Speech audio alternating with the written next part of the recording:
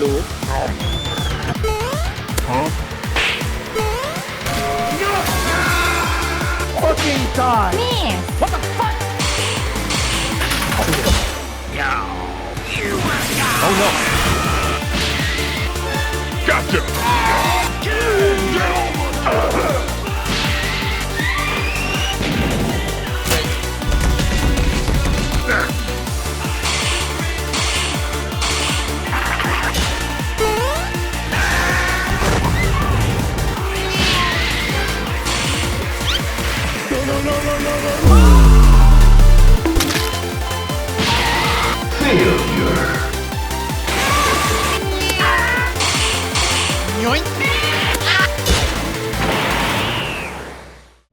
The main campaign of Monster Hunter Wilds was extremely easy, letting me beat the entirety of low and high rank with only one death. However, now having arrived to the endgame of the game, I'm excited to see how well I held up. And at the moment, there's only really 2 monsters that actually pose threat. For context, this was recorded when the game first came out, those being Arkveld and Gore in their 5-star tempered versions. Out of these 2, the first one I was able to find was Arkveld. So why don't we dive right into it, shall we?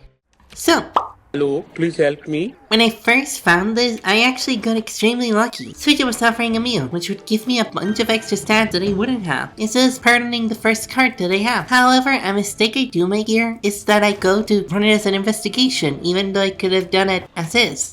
But given how easy Arkveld was, I was thinking it would only take a bit. If you can tell, I record these after, and I gotta say, I was so stupid. By this point, I actually had fought the Arkveld a few times in the arena, while I was trying to gather materials to craft its weapon.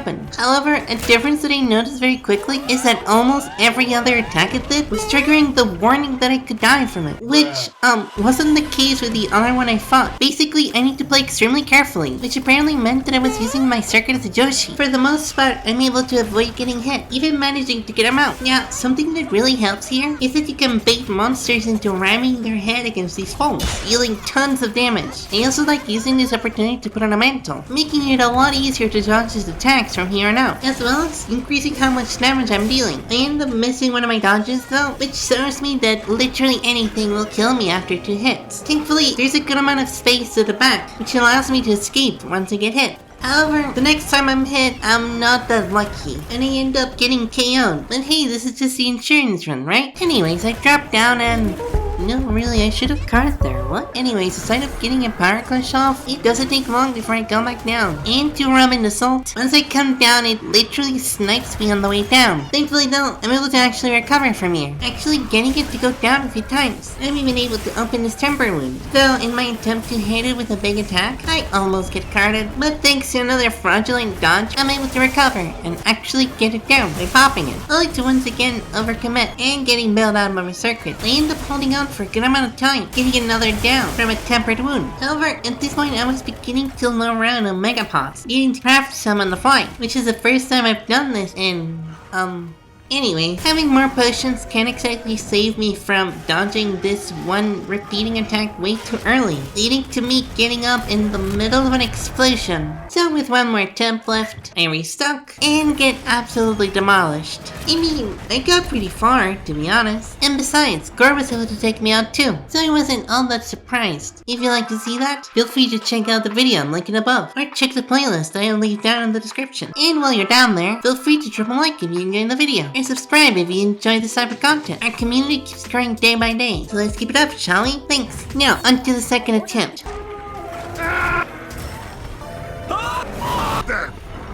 Anyways, let's talk about the third attempt. By this attempt, I was a lot more comfortable in how to fight inside of the arena. The start will always be to hop down and mount it as quick as possible, then bait it into flashing into one of the pillars. This opening lets you set up really well, dealing a ton of damage, as well as letting you build gauge if your weapon has some. So to be honest, I'm off to a great start. Yeah, you know what happens here. Anyways, once I come back, I start doing what is now my most common pattern of playing. I will use the circuit to try to dive in, and try to stick to the monster's sides for as long as I can, mainly by dodging and parrying. However, the moment I feel like I'm beginning to lose my position, I will try to get away, hop in the circuit and come back in again. I'm able to chip in a lot of damage, as well as realizing that maybe I should hit the weak spot. Yeah, I know, crazy idea, right? However, it ends up catching me once, which turned out to be a one-shot again. But hey, I was able to deal a ton of damage. And when I come back and get another mount as well, being able to bait into the second pillar and dealing a ton of extra free damage. So it only takes a little bit of extra effort to be able to take it out. Anyways, I went to clear out side quests next, mainly because I was waiting for another one to spawn, but also to understand what it was I missing. And since most of the side quests I had left at this point only involved fighting tempered monsters, I thought that mayhaps I would learn something. And with my first hunt, yeah, it's extremely easy. Both monsters I had to hunt went by in a flash, and I thought I hadn't learned anything. Although looking back on it, I actually did figure out something here. Mainly that I need to start focusing the scars the monsters have. They were harder to spot in Arkveld, to be honest, given that its color palette makes them hard to see. But with these monsters with more of a vibrant color, I was able to see the scars more clearly and gravitated to hitting them. The next two monsters that come after were still fairly easy, so I came in with the idea to practice perfect guarding. And while the chemistries went about as you would expect, however, with the tempered Rathian I actually realized something. And that is that every time you hit a tempered one on a monster, it actually brings it down. I never noticed when it happened before because I usually would just be flinging at the monster. Another thing this monster taught me was to make sure to track the monster whenever it presses you up. And the last lesson this one taught me was, look at your debuffs, you idiot. Now, the next hunt was against a monster that I had only really fought once, so I mainly was just gonna fight it and see how it went. And what I ended up learning was, dodge, like please try to dodge.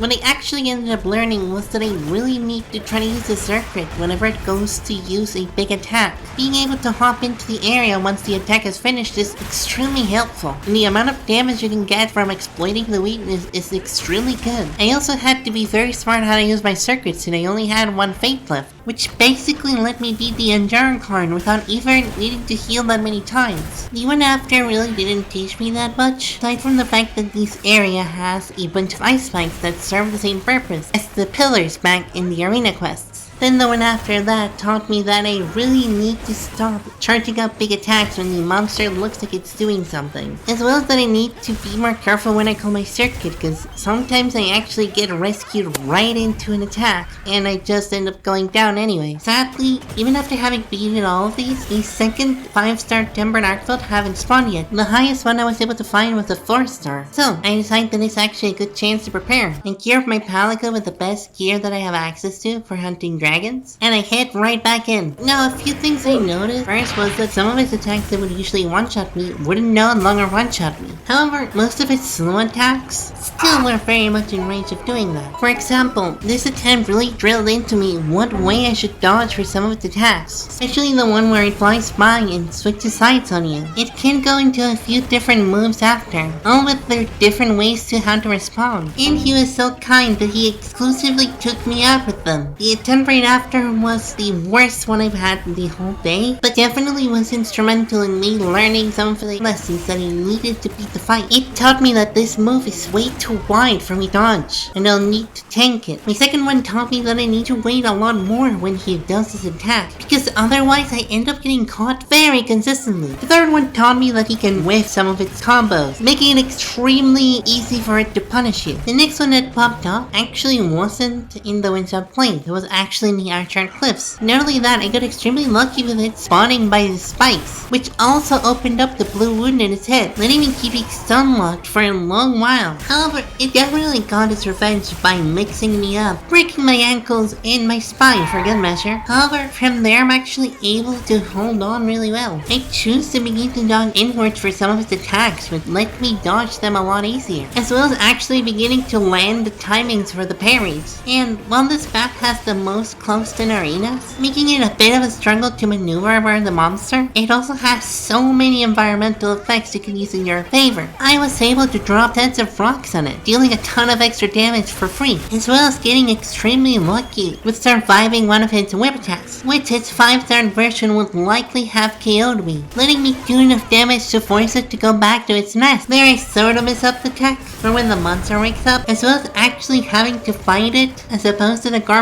which challenges died here, which is made a lot harder given how small this area is. I really was extremely tense when fighting. I went low so many times, running low enough in healing items that I had to go into my second round of mega potions, which thankfully I did prepare this time. But with being able to find enough openings, getting as many hits I could on the times I was able to knock it out, and the lucky mouth at the end, I was able to actually beat it. I was legitimately so happy when this happened. It was around the time that I had to stop playing for the day, so it felt nice to at least go out with a dub of some sort, and the best reward that I could have asked for happened right after, with the 5-star Tempered Arkveld appearing in the windswept lane, which means a lot more space to dodge, but I won't be able to actually get so much free damage since it doesn't have so many environmental traps. So I saved the hunt as an investigation and come back the next day, next time actually remembering to get the free one from clicking it in the map. At this point I wasn't gonna learn anything else, so I decided that I wouldn't hunt anything else until I get it out. So instead of narrating it, why don't I show you? This is my journey to beat the Tempered Arkveld.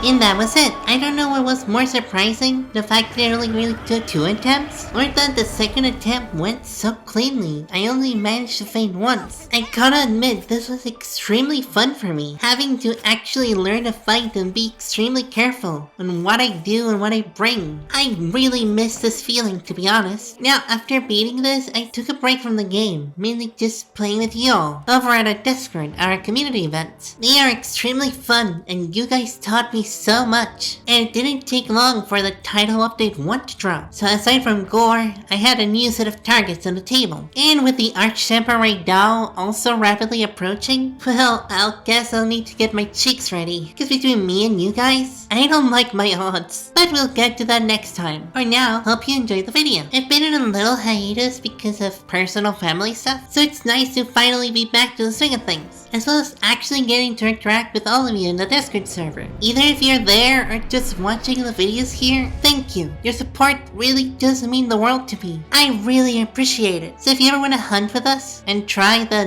leather challenge, feel free to join the Discord. Link is in the description. But yeah, for now, that's all I have to say. Hope you enjoyed the video, and I hope to see you next time. Bye, see you later.